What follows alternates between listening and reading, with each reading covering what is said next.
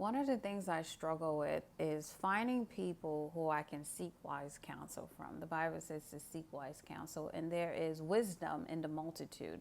You know, having someone that you can go talk to and say, hey, I'm dealing with this issue. What do you think about this? How do you see it from your perspective? And that is one area that I'm working on making better, because there's a lot of situations that I come across, and I feel like as if I have to make a decision and there's no one I can go talk to about it. And sometimes I make really good decisions. Sometimes I'm like, I really don't know what to do. And so what I've learned to do is this from the book of Judges. It's chapter 6. It's about Gideon.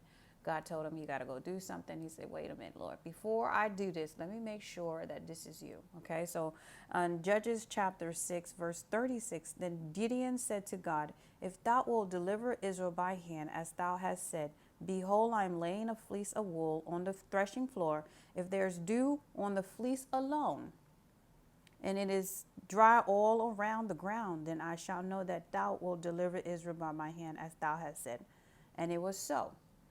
When he rose early next morning and squeezed the fleece, he wrung enough dew from the fleece to fill a bowl with water. Then Gideon said to God, let not thy anger burn against me. Let me speak but this once, I pray. Let me make try only this once with the fleece. Pray, let it be dry only on the fleece, and on all the ground let there be dew. And God did so that night, for it was dry on the fleece only, and all the ground there were dew. Why is this important? God has a way of answering you. If you are if you're confused, I don't know if complex is the word, but if you're confused and you just don't know what to do, ask God. Put God to the altar and say, Lord, if this is your will, then this is what will happen. I told you in a video one time that I was seeing this guy and I was praying over him. I was like, Lord, show me who this man is, what his intentions are towards me. And I promise you, God woke me up in the middle of the night and I could not go back to sleep. Told me this man was carnal, this man was a predator, this man wasn't safe. In every sense of the word, told me this man was not good for me. Sure enough, because I was paying attention to the sign, this person showed me that they were exactly what my spirit told me. So I want to share this to get in a habit of putting God to the test, like Gideon. It says, Lord, if this person is really for me, if this is the real job for me, give me a sign, because God will give you a sign.